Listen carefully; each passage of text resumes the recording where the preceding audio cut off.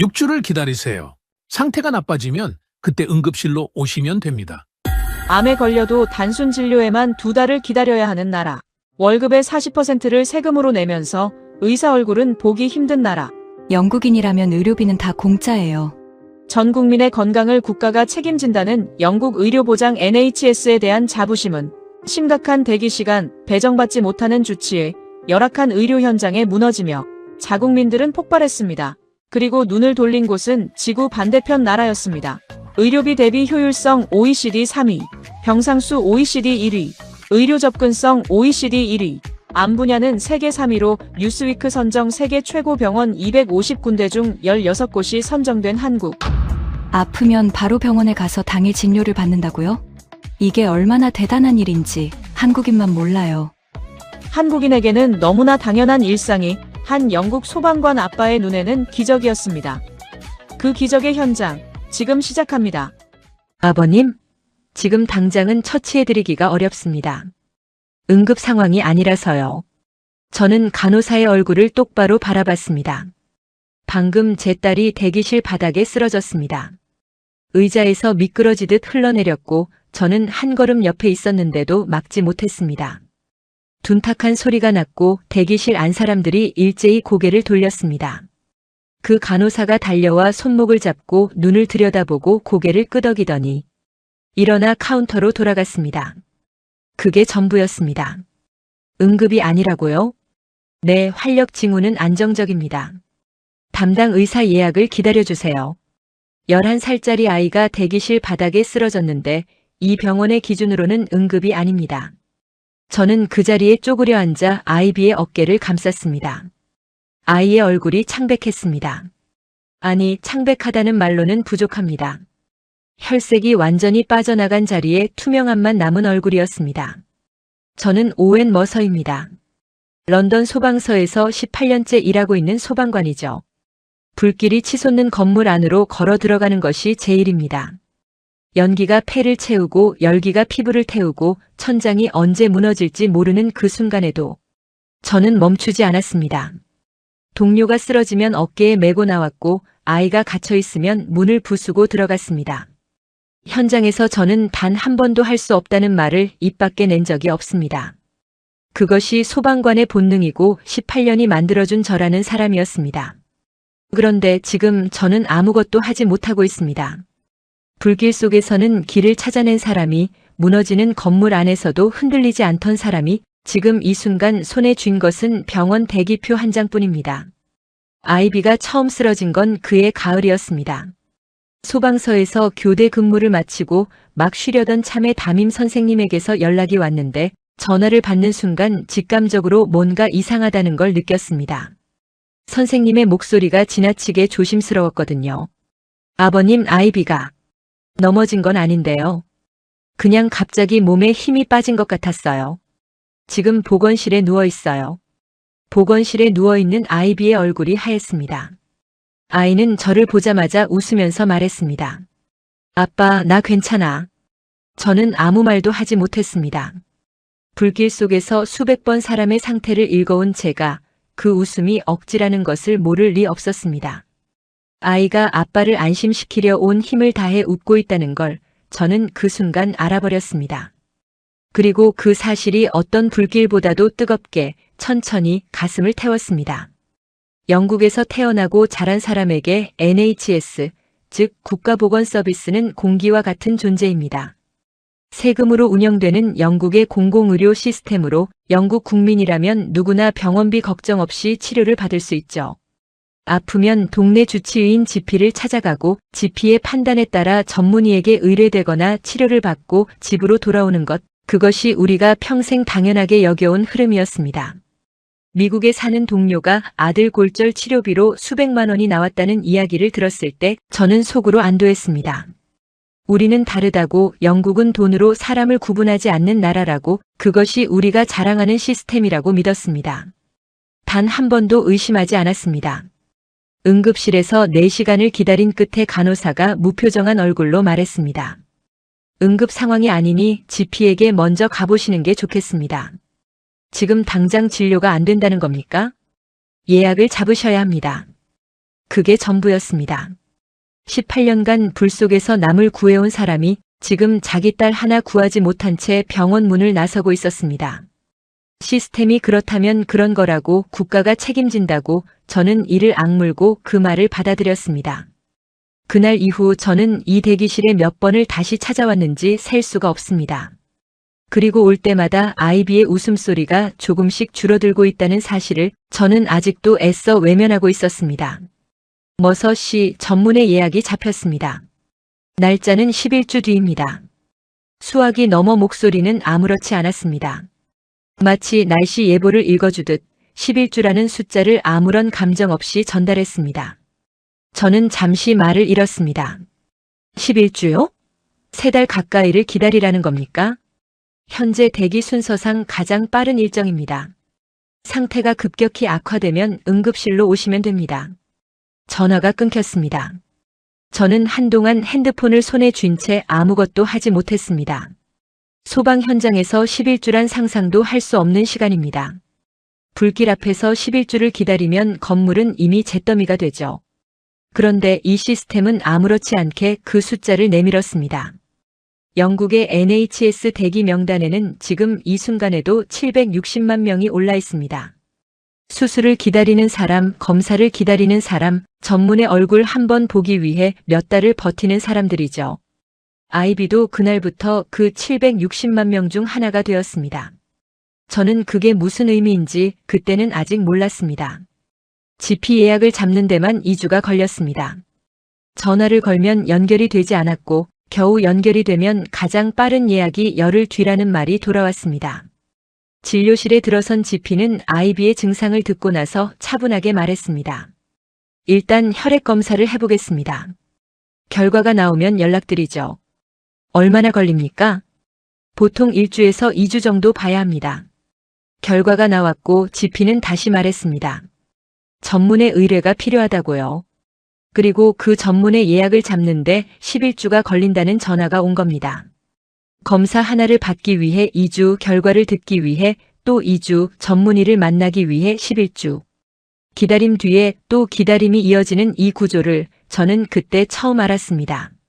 아이비의 상태는 그 사이에도 변하고 있었습니다. 어느 날 저녁이었습니다. 퇴근하고 집에 들어서는데 아이비가 2층 계단 중간에 멈춰 서 있었습니다. 난간을 두 손으로 꽉 잡은 채로요. 올라가지도 내려오지도 못하고 있었습니다. 저를 보더니 웃으면서 말했습니다. 아빠, 다리가 좀 이상해. 금방 괜찮아질 거야. 저는 아이비 옆으로 올라가 등을 받쳐줬습니다. 아이의 몸이 생각보다 가벼웠습니다. 아니, 가벼워져 있었습니다. 그 무게가 손바닥에 느껴지는 순간 저는 아무 말도 하지 못했습니다. 그 뒤로 아이비의 하루는 조금씩 더 좁아졌습니다. 아침마다 일어나는데 시간이 점점 오래 걸렸고 학교에서 돌아오면 곧장 침대로 향했습니다. 어느 날 저녁 식탁에서 아이비가 포크를 내려놓으며 말했습니다. 아빠, 나 좀 누워도 돼? 밥이 잘 안 넘어가. 아내 피오나가 저를 봤습니다. 저는 고개를 끄덕이며 말했죠. 그래, 들어가 쉬어. 아이비가 방으로 들어간 뒤 피오나가 조용히 물었습니다. 오웬, 이렇게 손 놓고 기다리기만 하는 게 맞아? 아이비 상태가 점점 나빠지고 있잖아. 그런데 11주라니. 저는 아무 대답도 하지 못했습니다. 화가 났습니다. 시스템에도 그 숫자를 아무렇지 않게 내뱉던 목소리에도, 그리고 그것을 받아들이는 저 자신에게도요. 불 속에서는 반드시 출구를 찾아냈던 제가 지금 이 순간 할 수 있는 일이라고는 기다리는 것뿐이었습니다. 그 무력감이 어떤 화염보다도 뜨겁게 목을 조여왔습니다. 시스템을 믿어야지. 여기는 영국이야. 저는 그렇게 말했지만 포크를 쥔 손에 힘이 들어가고 있었습니다. 11주가 지나 전문의를 만났습니다. 의사는 모니터를 보며 말했습니다. 추가 검사가 필요합니다. 더 정밀한 장비가 있는 병원으로 의뢰를 넣겠습니다. 얼마나 기다려야 합니까? 의사가 처음으로 저를 봤습니다. 그 눈빛에 미안함 같은 건 없었습니다. 빠르면 6주, 길면 석 달 정도 보시면 됩니다. 저는 그 말을 들으면서 대기실 창밖을 바라봤습니다. 아이비가 제 손을 꼭 잡고 있었습니다. 작고 차가운 손이었습니다. 예전에는 저를 보면 달려와 안기던 아이가 지금은 손을 잡는 것조차 힘에 부치는 듯 보였습니다. 불 속에서는 반드시 출구를 찾아냈던 제가 지금 이 대기실에서는 어디로 가야 할지 알 수가 없었습니다. 기다림이 치료의 일부가 아니라 병의 일부가 될 수도 있다는 생각이 처음으로 머릿속을 스쳤습니다. 그리고 저는 그 생각을 애써 지웠습니다. 아직은 시스템을 믿어야 한다고 스스로를 설득하면서요. 그날까지도 저는 아직 괜찮다고 믿었습니다. 11월 셋째 주 토요일 아이비의 학교에서 가을 축제가 열렸습니다. 아내 피오나가 아이비에게 물었습니다. 아이비, 축제 가고 싶어? 아이비가 고개를 끄덕였습니다. 그런데 그냥 끄덕인 게 아니었습니다. 눈이 잠깐 반짝였습니다. 몇 달 만에 처음 보는 표정이었습니다. 저는 그 표정을 보고 속으로 안도했습니다. 아직 괜찮구나. 아이가 가고 싶어 하는 곳이 있구나. 차를 타고 학교로 가는 길에 아이비가 조용히 말했습니다. 아빠, 나 솜사탕 먹어도 돼? 오랜만에 듣는 말이었습니다. 뭔가를 먹고 싶다는 말, 뭔가를 원한다는 말. 저는 웃으면서 대답했습니다. 오늘은 2개 먹어도 돼. 아이비가 작게 웃었습니다. 저는 그 웃음을 백미러로 보면서 오늘은 괜찮을 거라고 생각했습니다. 운동장에 알록달록한 부스가 늘어서 있었고 아이들이 뛰어다니고 스피커에서 음악이 흘러나왔습니다. 아이비는 입구에서 잠깐 멈춰 서더니 천천히 걷기 시작했습니다. 친구 둘이 달려와 손을 잡았고 아이비가 웃었습니다. 저는 아내 피오나 옆에서 커피를 마시며 그 모습을 지켜봤습니다. 오랜만에 마음이 조금 가벼워지는 느낌이었습니다. 15분쯤 지났을까요? 아이비가 부스 하나 앞에서 멈춰 섰습니다. 양손으로 무릎을 짚고 고개를 숙인 자세였습니다. 저는 커피를 내려놓고 걸어갔습니다. 가까이 가니 아이비의 어깨가 들썩이고 있었습니다. 숨을 고르는 중이었습니다. 아이비, 괜찮아? 아이가 고개를 끄덕였습니다. 늘 그렇듯이요. 아이비는 벤치에 앉겠다고 했습니다. 친구들이 다시 부르러 왔지만 손을 흔들며 먼저 가라고 했습니다. 저는 아이비 옆에 앉았습니다. 아이는 운동장을 바라보고 있었습니다. 뛰어다니는 친구들, 웃음소리, 풍선, 솜사탕. 아이비의 눈이 그 모든 것을 천천히 따라가고 있었지만 몸은 벤치에서 일어나지 못했습니다. 저는 조용히 물었습니다. 힘들어? 아이비가 잠깐 망설이다가 말했습니다. 아니, 그냥 좀 쉬고 싶어. 저는 아무 말도 하지 않았습니다. 그 말이 얼마나 많은 것을 숨기고 있는지 저는 알고 있었습니다. 한 친구가 솜사탕을 들고 와서 건넸고 아이비는 고맙다고 말하면서 받아들었습니다. 축제에 오는 길에 차 안에서 먹고 싶다고 했던 그 솜사탕이었습니다. 아이비는 그것을 손에 쥔 채 한 입도 먹지 않았습니다. 저는 그 벤치 옆에 앉아 아이비의 옆모습을 바라봤습니다. 운동장을 가득 채운 아이들의 웃음소리가 들렸지만 제 딸은 그 소리 바깥에 혼자 있었습니다. 불 속에서는 반드시 문이 있었습니다. 보이지 않을 뿐이지 문은 항상 있었습니다. 그런데 지금 이 벤치 앞에서는 아무리 둘러봐도 문이 보이지 않았습니다. 30분을 그렇게 앉아 있다가 아이비가 말했습니다. 아빠, 집에 가도 돼? 차 안에서 아이비는 뒷좌석에 누웠습니다. 아내 피오나가 백미러로 아이비를 보다가 저를 봤습니다. 저는 전방을 주시했습니다. 눈을 마주칠 수가 없었습니다. 집에 도착해서 아이비가 방으로 들어간 뒤 아내 피오나가 부엌에서 말했습니다. 오웬, 아이비가 축제에서 30분도 버티지 못했어. 저는 아무 대답도 하지 못했습니다. 싱크대 위 시계 소리만 크게 들렸습니다. 그날 밤 저는 아이비의 방문 앞에 한참 서 있었습니다. 문틈으로 새어나오는 불빛이 없었습니다. 일찍 잠든 거였습니다. 예전에는 토요일 밤이면 거실에서 영화를 보자고 조르던 아이였습니다. 팝콘 그릇을 안고 소파 한가운데를 차지하던 아이였습니다. 저는 그 문 앞에 서서 기다리는 동안 잃어버린 것들의 목록을 머릿속으로 새기기 시작했습니다. 체육시간, 계단, 운동장, 차 안의 수다, 그리고 이제 축제까지. 그 목록이 더 길어지기 전에 뭔가를 해야 한다는 생각이 처음으로 들었습니다. 하지만 뭘 해야 하는지는 아직 몰랐습니다. 3번째 전문의 예약일이었습니다. 대기실 벽시계가 오후 3시 40분을 가리키고 있었습니다. 예약 시간은 2시였습니다. 아이비는 제 재킷을 덮은 채 의자에 기대 눈을 감고 있었고 저는 그 옆에 앉아 번호표를 손에 쥔 채 벽만 바라보고 있었습니다. 여기 오는 차 안에서 아이비는 한마디도 하지 않았습니다. 예전에는 조수석에서 제일 시끄러운 아이였는데요. 그때 맞은편 의자에 한 여자가 눈에 들어왔습니다. 저보다 조금 나이가 들어 보였고 무릎 위에 커다란 가방을 올려놓고 있었습니다. 그 옆에 8, 9살쯤 되어 보이는 남자아이가 있었습니다. 아이비와 비슷한 자세로 의자에 몸을 기대고 있었습니다. 저는 자신도 모르게 그 아이를 바라봤습니다. 소방관은 현장에서 사람의 안색을 읽는 훈련을 받습니다. 숨이 붙어 있는지, 의식이 있는지, 얼마나 버틸 수 있는지. 그 아이의 얼굴빛이 아이비와 같았습니다. 창백하다 못해 투명에 가까운 혈색이 완전히 빠져나간 피부였습니다. 손목이 보였는데 가늘었습니다. 아이비의 손목도 요즘 그렇게 가늘어졌다는 사실을 저는 그 순간 처음으로 똑바로 바라봤습니다. 그 아이는 아무것도 하지 않고 있었습니다. 핸드폰도 없고 책도 없고 창밖을 보는 것도 아니었습니다. 그냥 앉아서 시간이 지나가기를 기다리고 있었습니다. 기다림에 완전히 익숙해진 아이의 모습이었습니다. 저는 그 모습에서 눈을 떼지 못했습니다. 저 아이도 처음엔 저렇지 않았겠죠. 처음엔 뛰어다니고 웃고 뭔가를 원하는 아이였겠죠.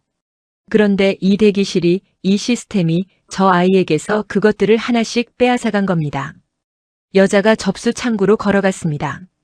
목소리가 낮아서 내용은 들리지 않았지만 돌아오는 표정으로 충분했습니다. 고개를 떨구고 자리에 앉으면서 아이의 머리를 쓸어 넘기더군요. 아직 얼마나 더 기다려야 해요? 여자가 아이에게 조용히 말했습니다. 조금만 더 기다리면 돼. 곧 불러줄 거야. 아이는 반응이 없었습니다. 잠든 건지 지쳐있는 건지 구분이 되지 않았습니다. 여자의 손이 아이의 이마 위에서 잠깐 멈췄다가 내려왔습니다. 저는 그 장면을 보면서 이상한 감정을 느꼈습니다. 분노가 아니었습니다. 그보다 더 조용한 무언가였습니다. 거울을 보는 느낌이었습니다. 저기 앉아있는 저 여자가 지금의 저였고 저기 기대 있는 저 아이가 아이비의 미래일 수도 있다는 생각이 스쳤습니다. 저 여자는 얼마나 오래 기다렸을까요? 몇 번이나 이 의자에 앉았을까요? 저와 같은 말을 들었을까요? 응급이 아니라는 말, 순서가 있다는 말, 연락을 주겠다는 말. 대기실 시계가 4시를 넘기고 있었습니다. 아이비는 여전히 제 옆에 기대 있었고 맞은편 아이도 여전히 같은 자세였습니다. 두 아이 사이의 거리는 서너 걸음 정도였지만 그 사이에 놓인 시간의 간격이 저를 불안하게 했습니다. 저 아이가 먼저 이 대기실에 왔을 겁니다. 아이비보다 먼저 번호표를 뽑고 먼저 같은 말을 듣고 먼저 같은 의자에 앉았겠죠. 그래서 지금 저 상태라면 아이비는 몇 달 뒤에 어떤 상태가 될까요? 아무도 그 질문에 답해주지 않았습니다. 진료실 문이 열렸고 그 여자와 아이가 불려 들어갔습니다. 아이가 일어나는데 시간이 걸렸습니다. 여자가 아이의 팔을 잡아 천천히 일으켰고 둘이 함께 느린 걸음으로 진료실 안으로 사라졌습니다. 문이 닫혔습니다. 저는 그 닫히는 문을 바라봤습니다. 저 문 안에서 어떤 대답이 나올지 알 것 같았습니다. 다음 검사 일정이 잡히면 연락을 주겠다는 대답. 저 여자도 그 말을 듣고 다시 이 의자에 앉게 되겠죠. 그리고 아이는 또 기다리는 동안 조금 더 투명해지겠죠. 저는 그 닫히는 문을 오래 바라봤습니다. 저 안에서 어떤 대답이 나올지 저는 이미 알고 있었습니다. 그리고 문득 이런 생각이 들었습니다. 저 아이가 먼저 이 대기실에 앉았고 먼저 같은 말을 들었고 그래서 지금 저 상태라면 아이비의 몇 달 뒤도 저 모습일 수 있다는 것을요. 그 생각이 대기실 형광등보다 차갑게 온몸을 훑고 지나갔습니다. 아이비가 제 팔을 살며시 잡아당겼습니다. 아빠, 우리 이름 불렸어. 저는 아이의 손을 잡고 천천히 일어섰습니다. 아이의 손이 가늘었습니다. 예전에는 제 손을 꽉 쥐던 아이였는데 지금은 잡아주지 않으면 놓칠 것 같은 손이었습니다. 진료실 문을 열고 들어서면서 저는 한 가지만 생각했습니다. 제발 오늘은 다른 대답이 나오기를. 다른 대답은 나오지 않았습니다. 의사는 모니터 화면을 보며 말했습니다. 아이비의 얼굴은 한 번도 보지 않았습니다. 추가 검사가 필요하다는 것, 더 정밀한 장비가 있는 큰 병원으로 의뢰를 넣겠다는 것, 일정이 잡히면 연락을 주겠다는 것. 저는 그 말들을 들으면서 맞은편 벽을 바라봤습니다. 세 번째 전문의에게서 세 번째로 듣는 같은 말이었습니다. 얼마나 기다려야 합니까? 의사가 처음으로 저를 봤습니다. 빠르면 6주, 늦으면 석 달 정도 보시면 됩니다. 저는 잠깐 말을 잃었습니다. 6주, 석 달. 그 숫자들이 머릿속에서 아이비의 벤치 장면 위로 겹쳐졌습니다. 6주 동안 아이비는 또 얼마나 더 투명해질까요? 석 달이 지나면 어떤 모습이 될까요? 저는 그 질문을 입 밖에 내지 못했습니다. 의사가 한마디를 덧붙였습니다. 지금 상태가 급격히 나빠지면 응급실로 오십시오. 저는 그 말을 듣는 순간 등골이 서늘해졌습니다. 18년간 소방관으로 일하면서 저는 단 한 번도 현장에서 이런 말을 한 적이 없습니다. 더 나빠지면 신고하세요. 더 타오르면 연락하세요. 불길이 천장까지 번지면 그때 부르세요. 그런 말은 없습니다. 현장에서는 지금 이 순간이 전부입니다. 그런데 이 의사는 지금 그 말을 하고 있었습니다. 아직 충분히 나쁘지 않다는 뜻이었습니다. 더 상태가 나빠져야 치료를 받을 수 있다는 뜻이었습니다. 진료실을 나오는 길에 아이비가 물었습니다. 아빠, 이번에도 기다려야 해? 그래. 그 한 글자가 입에서 나오는데 시간이 걸렸습니다. 아이비는 더 묻지 않았습니다. 복도를 걸으면서 저는 의사의 마지막 말을 계속 되새겼습니다. 급격히 나빠지면. 지금도 충분히 나쁜데 더 나빠져야 한다는 그 말이 병원을 나선 뒤에도 주차장까지 아이비의 손을 잡고 걸으면서도 머릿속에서 떠나지 않았습니다. 차를 몰고 집으로 가는 길에 백미러로 아이비를 봤습니다. 아이는 뒷좌석에 기대 창밖을 바라보고 있었습니다.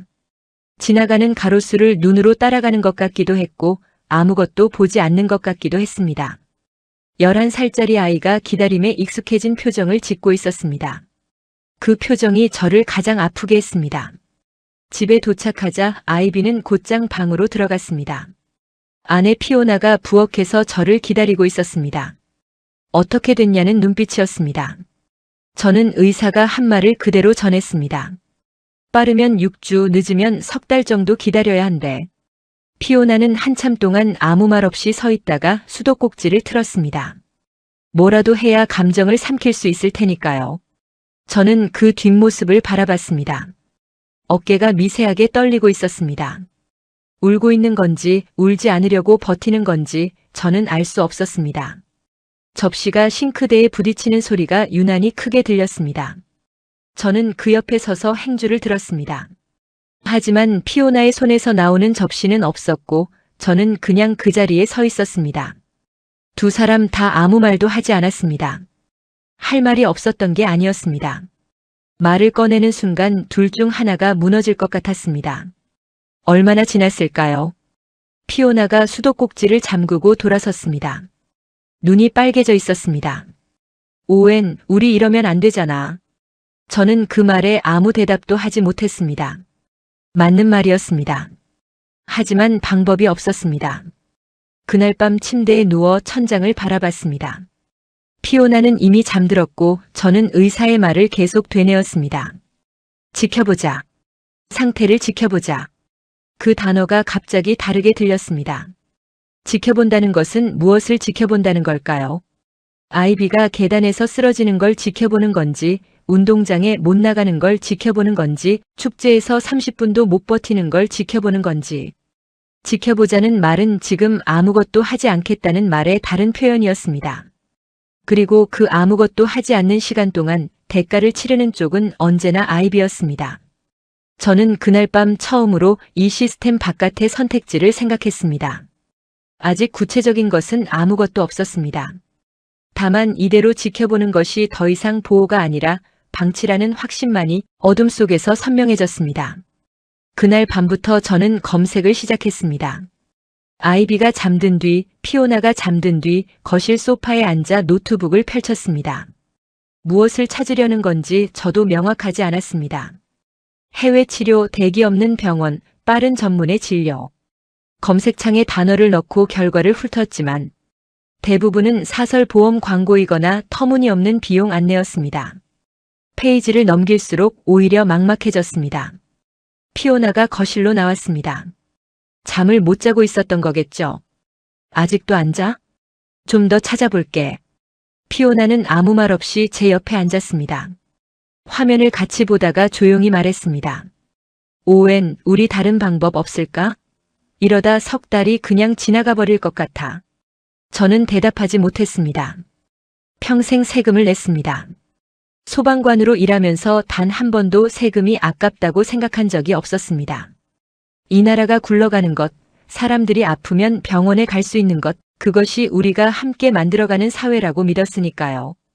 그런데 지금 저는 시스템을 믿는다고 말하면서 거실 소파에 앉아 무작정 노트북을 두드리고 있었습니다. 그 아이러니가 노트북 화면보다 더 밝게 어두운 거실을 비추는 것 같았습니다. 나흘째 되던 밤이었습니다. 검색 결과를 스크롤하다가 영상 하나가 눈에 걸렸습니다. 썸네일에 병원 건물이 보였고 그 앞에 한 남자가 서 있었습니다. 외국인이었습니다. 그냥 지나치려다가 멈췄습니다. 그 남자의 눈이 빨갛게 충혈되어 있는 게 썸네일에서도 보였거든요. 저는 그 영상을 눌렀습니다. 영상 속 남자는 저와 비슷한 나이였습니다. 유럽 어딘가에서 온 사람이었고 아이를 데리고 한국에 왔다고 했습니다. 본국에서 대기 시간이 길었고 검사마다 몇 주씩 걸렸고 아이의 상태는 그 사이에 계속 나빠졌다고 했습니다. 그리고 그 남자는 한국 병원에 이메일을 보냈다고 했습니다. 저는 영상을 멈췄습니다. 이메일을 보냈다는 그 단순한 행위가 왜 그렇게 크게 느껴졌는지 모르겠습니다. 순서를 기다리는 것을 당연하게 여기지 않고 스스로 길을 찾아 나선 사람이 있다는 사실 자체가 충격이었습니다. 영상을 다시 재생했습니다. 그 남자는 이메일을 보내고 이틀 만에 답장을 받았다고 했습니다. 일정이 곧바로 잡혔고 비행기를 타고 갔고 도착한 다음 날부터 검사가 시작되었다고 했습니다. 그 남자는 병원 앞에 서서 카메라를 보며 울고 있었습니다. 그 울음은 슬픔의 눈물이 아니었습니다.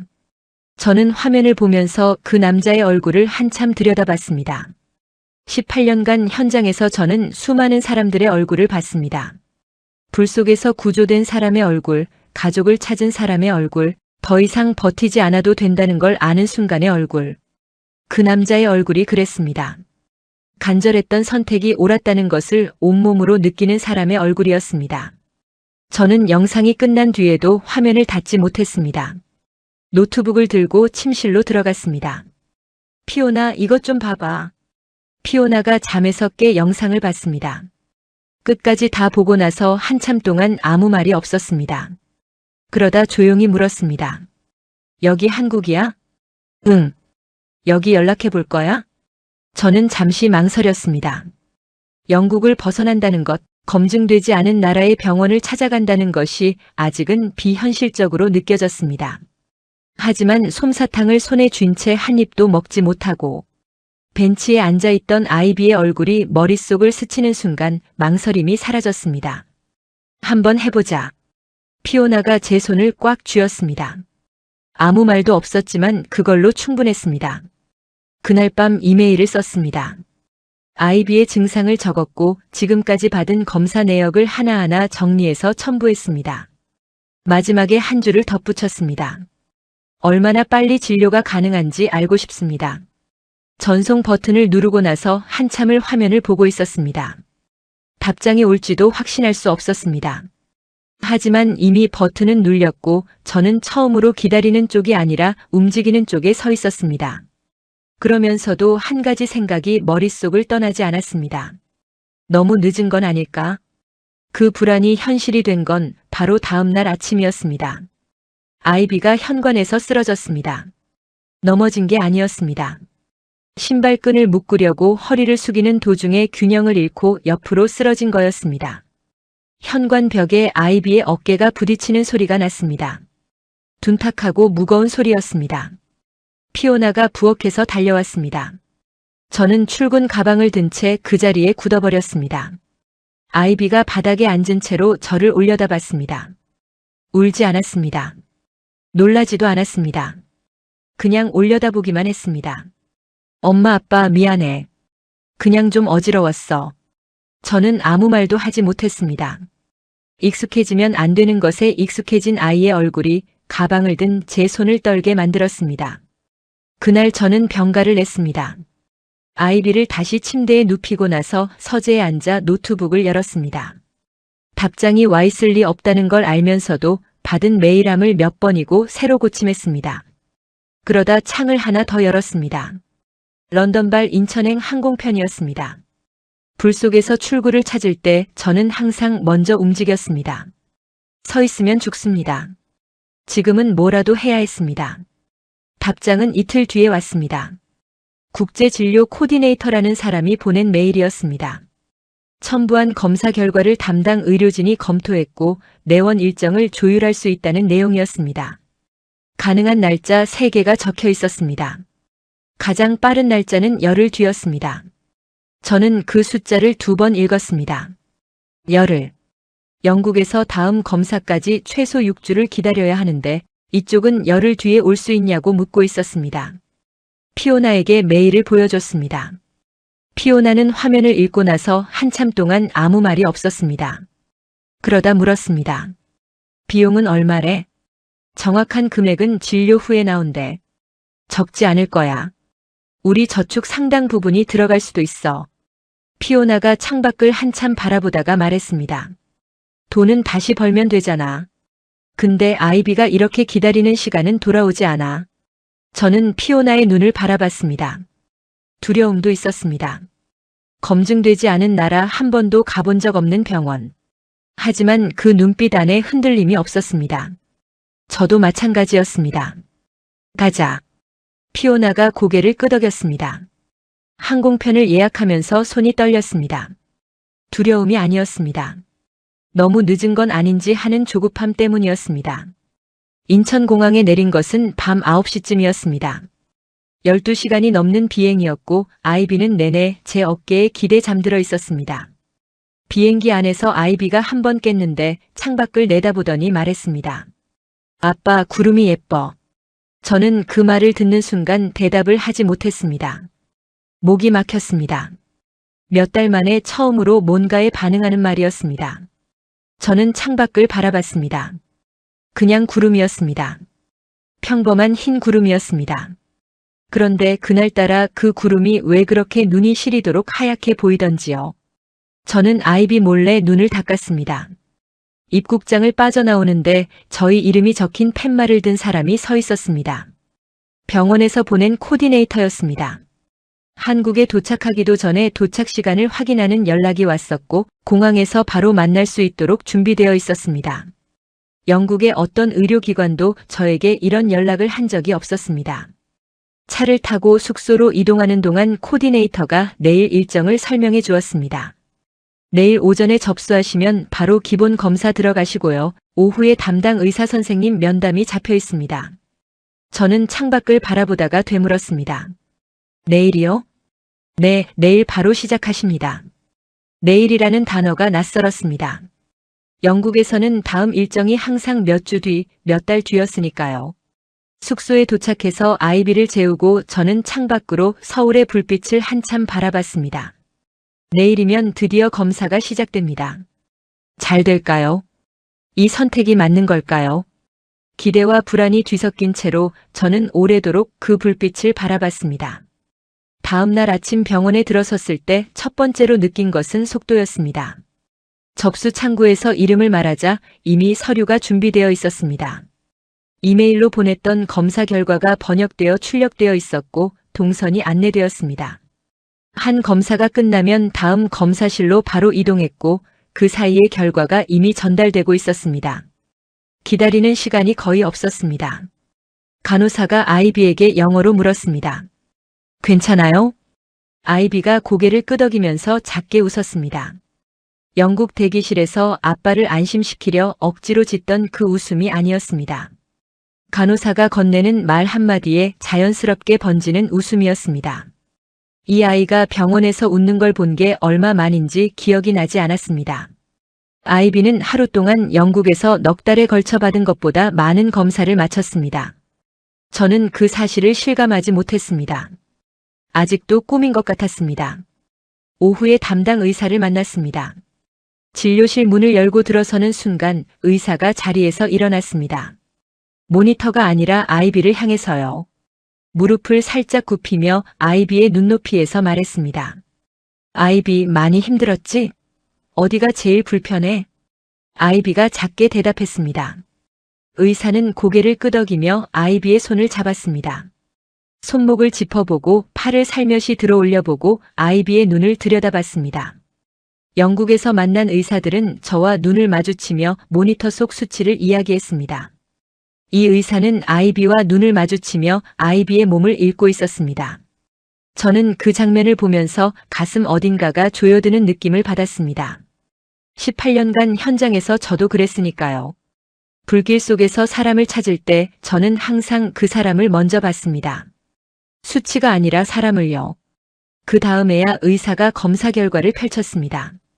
아이비 상태를 보면 이런 증상이 나타나는 이유가 여기 있습니다. 현재 이 부분에 문제가 생긴 거고요. 지금 당장 치료가 필요한 상황입니다. 저는 숨을 참았습니다. 영국에서는 각각 다른 날짜에 다른 의사에게 몇 주씩 간격을 두고 들어야 했던 이야기를 한자리에서 모두 듣고 있었습니다. 넉 달 동안 쌓아온 불안이 이 한자리에서 비로소 윤곽을 잡아가고 있었습니다. 수술이 필요합니다.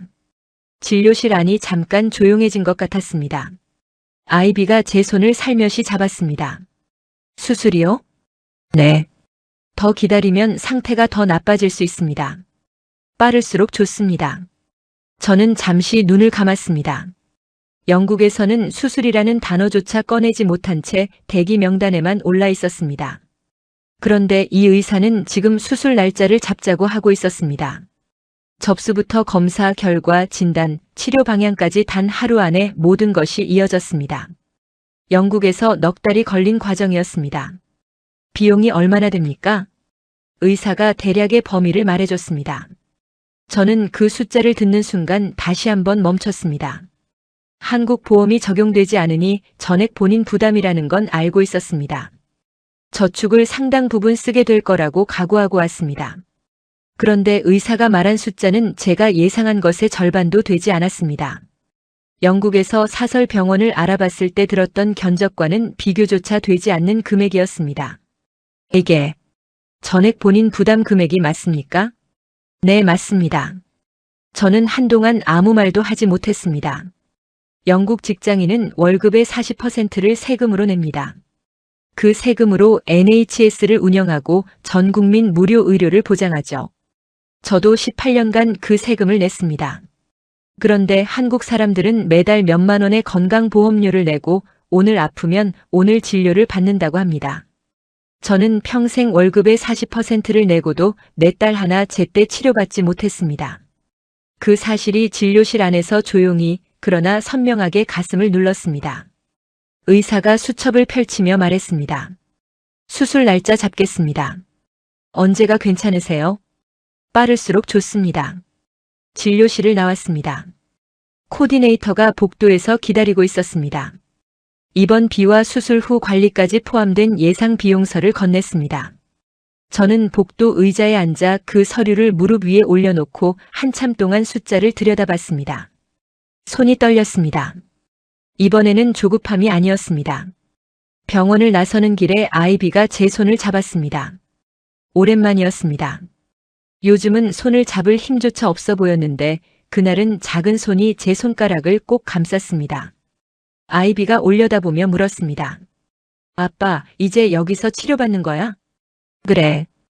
영국 대기실에서 했던 그 대답과 같은 말이었지만 완전히 다른 무게였습니다. 그때의 그래는 기다리라는 말이었고 지금의 그래는 시작한다는 말이었습니다. 병원 밖 가로수 아래를 걸었습니다. 아이비가 천천히 걸으면서 고개를 들어 하늘을 올려다봤습니다. 파란 하늘이었습니다. 영국 대기실 천장만 바라보던 아이가 지금 하늘을 보고 있었습니다. 저는 걸음을 멈추고 그 옆모습을 바라봤습니다.